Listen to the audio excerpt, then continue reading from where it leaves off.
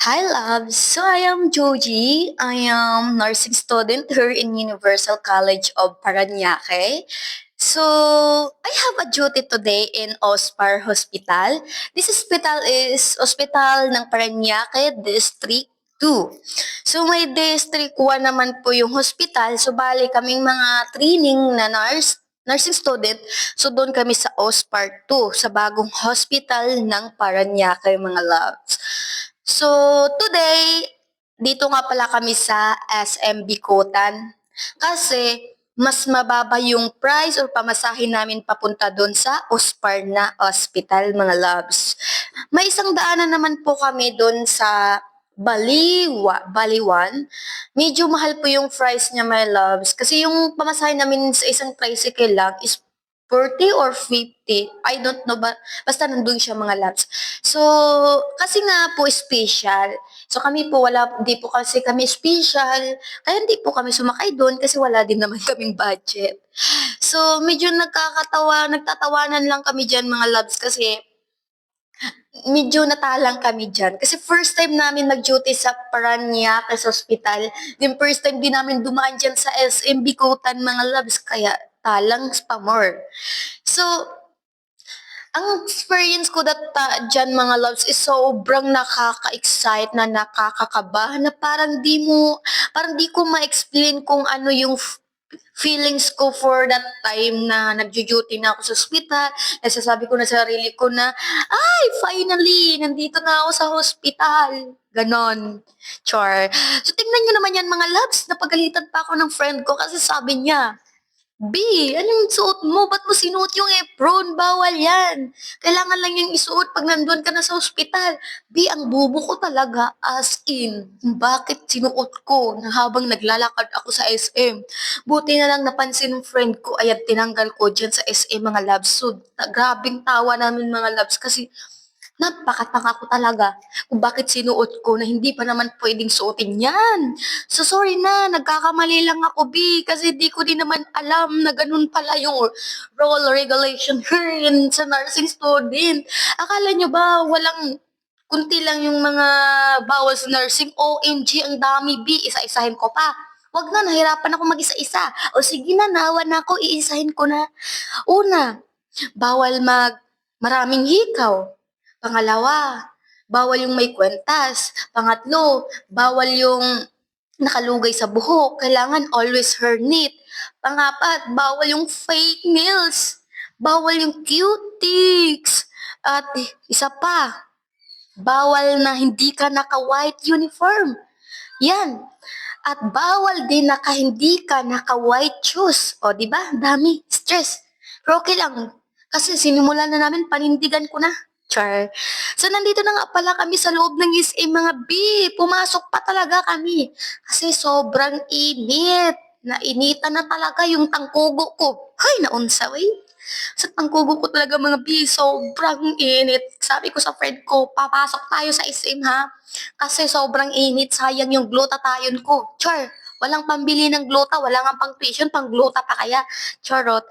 Yung mga BE, sobrang tawa namin kasi parang nagugutom kami that time na may naamoy kaming napakasarap na amoy na parang gusto na namin kumain kaso nga lang mga late na kami papuntang ospital.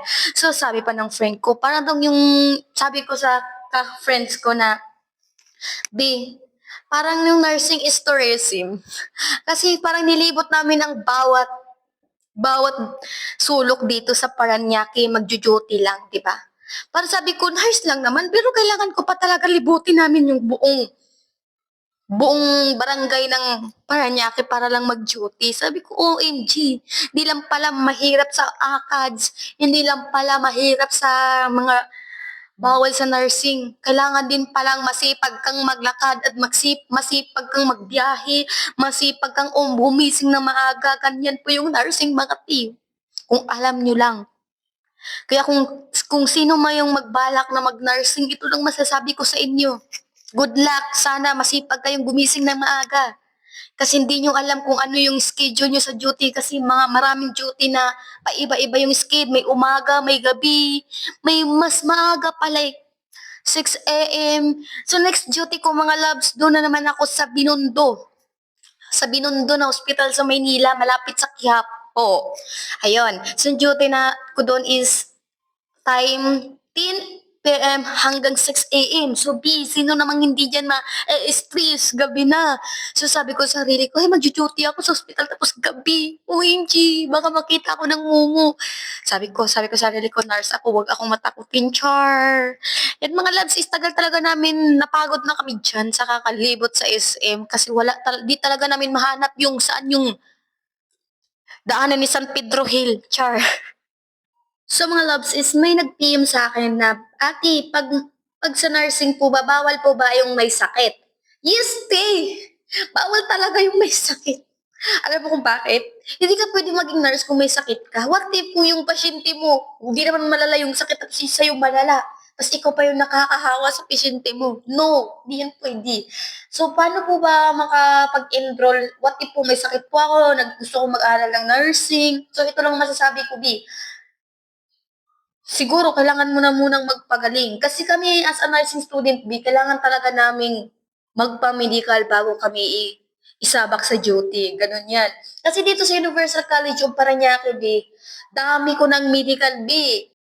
Hindi naman hadlang na if may sakit ka, hindi naman yun hadlang na hindi ka makapag-aral ng nursing, di ba? So, kailangan mo lang talaga alagaan yung sarili mo, pagalingin mo yung sarili mo bago ka mag-aral ng nursing kasi bawal po talaga B yung may sakit. Kasi once may sakit po kayo, tapos nurse po kayo, di ba as a nursing, di ba kailangan yung healthy ka din kasi hindi po, yung mga discussion po kasi ng mga teachers namin, mga labs, kailangan daw mismo ikaw yung as a nurse, kailangan mo talaga yung maging healthy ka. Ikaw yung healthy kaysa sa patient mo. What if kung yung patient mo is nakita ko yung may sakit ka, tapos ikaw yung naggagamot sa kanya, anong masasabi ng patient mo? 'Di ba sasabihin ka, "Tanga-tanga, nursing tapos masakitin." 'Di ba hindi yan gano'n, T. Kung alam mo lang. So, kung gusto niyo talaga mag-nursing, go, i-grab nyo na, maganda namang opportunity yung nursing kaso nga lang, ang kakapagod lang, as in. Sabi ko sa sarili ko, Lord, gagraduate ata ako nito, mga yayat ako lalo eh. Sure. Hindi naman sa bawal mag-aral ng nursing if masakitin kayo. Pero kailangan po kasi talaga yung medical Kailangan talaga yung medical sa nursing bago ka mag-duty. So yun po yung required na as a nurse. So kailangan talaga yung medical. So kasi ako before parang nag-doubtful po ako kasi di ko alam if ever may sakit po ako, tapos magna-nurse ako. So thanks God is nung nag-medical ako, negative naman lahat mga loves.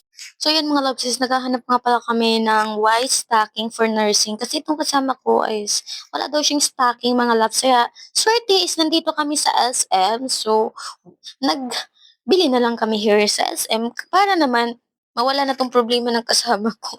Sure. Pangin na.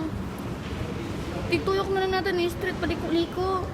Mo, taxi ang hinanap ni Amira. Haggard na, be. Ikaw lang ba? Ako din, be. Yung nagme-make Nagdala up. ka ng makeup? Wala! Bi, ang dami natin itim-itim sa mukha, Bi. Ano ba to? Sa Alpugata to? Oh?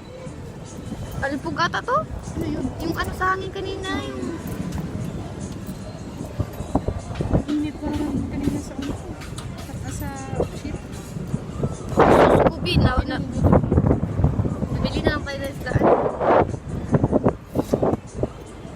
Kain lang naman iniisip, Amira, eh. Oh, may pagkain dito. Ano yan? Nagutom din ako ng amoy ko sa ito. Pagkain mo eh. Mahal, Bi. Gastos mo din, libo, Bi. You know, kasi... Ha? Ano kaya tayo? 13, di ba sabi ko? Oh, magbayad na tayo eh. Bi, oh. Bayad, Bi. Bigyan mo ko 8. Okay? Oh, sabi mo 8, 8. Tatanungin mo ko kung 8. Luka ka, Bi. Sabi ko 8, Bi. 8? Tanungin ko 8. Talo na ka talaga. Ba yan? Nakoma kami rin yung hospital.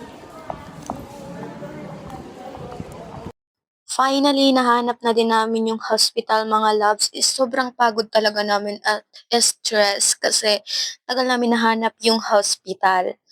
Kaya nakaka-stress. Sorry mga loves if hindi ko na-vid yung anong ginagawa namin sa ospital. Thank you for watching. Bye-bye.